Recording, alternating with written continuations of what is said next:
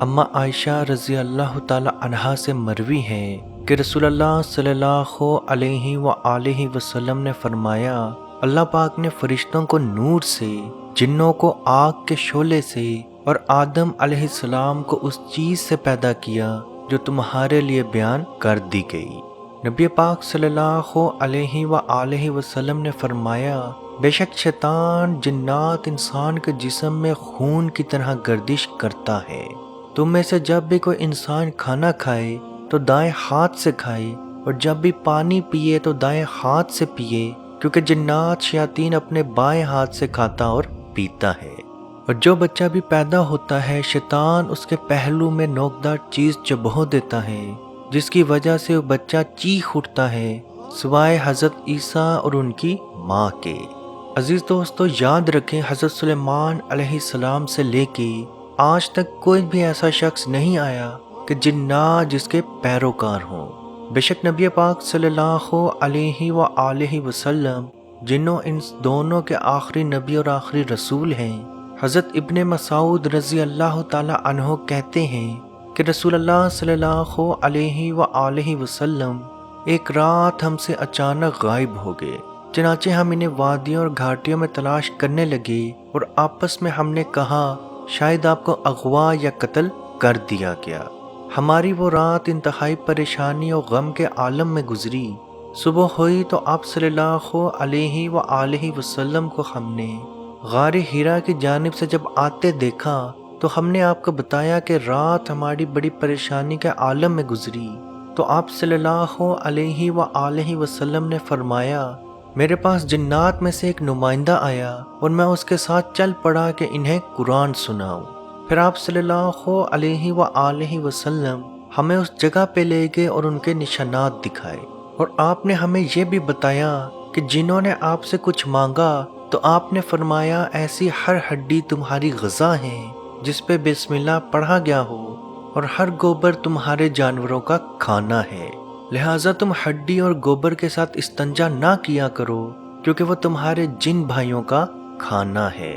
عزیز دوستو، اس روایت سے چیز صاف صاف ظاہر ہے کہ بے شک نبی پاک صلی اللہ علیہ وآلہ وسلم جنوں انس کے آخری نبی آخری رسول ہیں، لیکن آپ صلی اللہ علیہ وآلہ وسلم نے ان کا ساتھ ان کی خدمات اس لیے حاصل نہیں کی کیونکہ آپ صلی اللہ علیہ وآلہ وسلم کا فرمان تھا، کیونکہ مجھے میرے بھائی سلیمان علیہ السلام کی دعا یاد ہے کہ اے اللہ مجھے ایسی چیز عطا کر کہ میرے بعد کسی کو بھی نہ مل سکے۔ صرف اس دعا کو یاد رکھتے ہوئے میں ان کی خدمت نہیں لیتا۔ اور بے شک آپ روایات اٹھا کے دیکھ لیں، کسی صحابی نے بھی جنات سے کوئی طرح کی مدد نہیں لی۔ بہت سارے عامل نیک عامل بھی ایسے ہیں جو کہتے ہیں کہ ہمارے پاس جنات موجود تھے لیکن ہم ان سے کام نہیں لیتے، لیکن بہت سارے عامل ایسے بھی ہیں جن کا کہنا ہے کہ ہمارے پاس جنات ہیں، ہمارے پاس موکل ہیں، ہم اس سے علاج کرتے ہیں۔ اب موکل اور جن میں کیا فرق ہوتا ہے، اس کی کیا نشانیاں ہیں، نیک جن کی کیا نشانیاں ہیں، تو عزیز دوستو اس ٹاپک کے اوپر کمپلیٹ ویڈیو بہت جلدی مل جائے گی۔ عزیز دوستو، جس انسان کے اوپر جنات کا اثر موجود ہو یا اس کو لگتا ہے کہ اس کے اوپر جن کا اثر موجود ہے، عاشق جن ہے یا جادو کے ذریعے کسی انسان کے اوپر جن چھوڑا گیا ہے، تو عزیز دوستو وہ یہ آیت جو آپ صلی اللہ علیہ وآلہ وسلم نے بتائی، یہ آیت وہ فجر اور مغرب ٹائم 7 مرتبہ پڑھ کے اپنے پہ دم کر لے، اس کا جن اسی جگہ پہ تڑپنا، اسی جگہ پہ کانپنا شروع ہوگا اور فوراً ہی اس کے جسم سے بھاگ جائے گا۔ نبی پاک صلی اللہ علیہ وآلہ وسلم کا فرمان ہے، جو شخص فجر کے بعد 7 مرتبہ اللہم اجرنی من النار، اللہم اجرنی من النار، اللہم اجرنی من النار 7 مرتبہ جو انسان یہ آیت پڑھ لے گا، اور اس کے ساتھ ساتھ مغرب ٹائم بھی 7 مرتبہ جو انسان یہ کلمات پڑھ کے دم کر لے گا، وہ ہر طرح کی آگ سے محفوظ رہے گا۔ یاد رکھیں عزیز دوستو، اللہ پاک نے جنات کو بھی آگ سے پیدا فرمایا، اور قرآن میں موجود ہے کہ وہ ایسی آگ ہے جو ہوا میں غائب ہو جاتی ہے۔ اگر ہم عام لفظوں میں بات کریں تو وہ آگ جو شعلہ بن کے ہوا میں اٹھتی ہے اور اچانک ہی غائب ہو جاتی ہے، اس آگ سے اللہ پاک نے جنات کو پیدا فرمایا۔ تو یاد رکھیں آپ صلی اللہ علیہ وآلہ وسلم کا فرمان ہے کہ جو شخص یہ آیات فجر و مغرب ٹائم 7 مرتبہ پڑھ کے اپنے پہ دم کر لے گا، وہ ہر طرح کی آگ سے محفوظ رہے گا، اور بے شک جنات بھی آگ سے بنے ہیں تو آٹومیٹکلی آپ اس آگ سے بھی محفوظ رہیں گے۔ یاد رکھیں عزیز دوستو، کسی بھی طرح کا جن کیوں نہ ہو، بنا تو وہ آگ سے ہی ہے۔ جب آپ صلی اللہ علیہ وآلہ وسلم نے گارنٹی دے دی تو اس کے علاوہ ہمیں اور کوئی گارنٹی نہیں چاہیے۔ عزیز دوستو، اس ویڈیو کو جہاں تک ہو سکے ضرور شیئر کریں، کیونکہ آپ کی وجہ سے اگر کسی کی کوئی بیماری، کوئی پرابلم، کوئی ٹینشن دور ہوگی تو اس کا ثواب بھی آپ کو ضرور ملے گا۔ اور جہاں تک موکل اور جنات کا فرق ہے، یا جنات نیک جنات کے کیا نشانیاں ہیں، اس ٹاپک کے اوپر ویڈیو بہت جلدی مل جائے گی۔ اللہ پاک سے دعا ہے کہ ہم سب کو اپنے حفظ و ایمان میں رکھے اور کشمیر کے بھائیوں پہ خصوصی رحم عطا فرمائے اور ان کو آزادی کی نعمت عطا فرمائے، آمین۔ اللہ حافظ۔ اے مالک، ہمارے اٹھے ہوئے ان گندے ہاتھوں کی طرف نہ دیکھ۔